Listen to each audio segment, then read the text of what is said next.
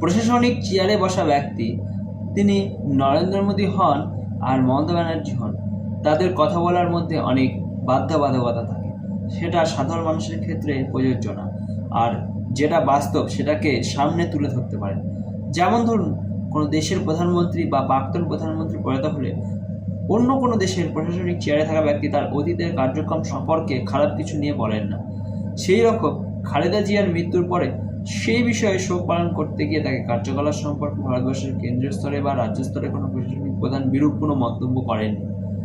কিন্তু বাস্তবে খালেদা জিয়া প্রচণ্ড হিন্দু বিদ্বেষী ছিলেন। তিনি মোট 2 বার ওই দেশের প্রধানমন্ত্রী হয়েছিলেন।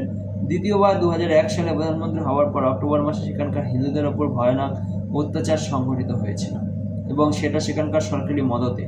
2011 সালে সেই দেশের এক কমিশন রিপোর্টে বলেছেন, ক্ষমতাসীন বিএনপি ও জামাত গোষ্ঠী অন্ততপক্ষে 25 জন মন্ত্রী বা এমপি হিন্দু নির্যাতনের বিষয়ে সরাসরি যুক্ত ছিলেন। 25,000-এর বেশি হিন্দু অত্যাচারের শিকার হয়েছিল, বিশেষ করে বরিশাল, ভোলা, খুলনা, সাতক্ষীরা এই জেলাগুলিতে। একটি উদাহরণ নির্যাতনের মাত্রাকে বোঝাবার জন্য যথেষ্ট।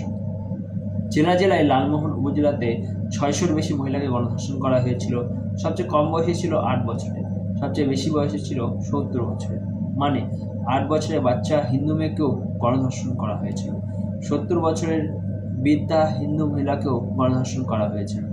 তাহলে যুবতী বা তরুণী হিন্দু মেয়ে ও গৃহবধূদের সাথে কী আচরণ করা হয়েছিল সেটাকে কেউ বুঝতে পারবেন?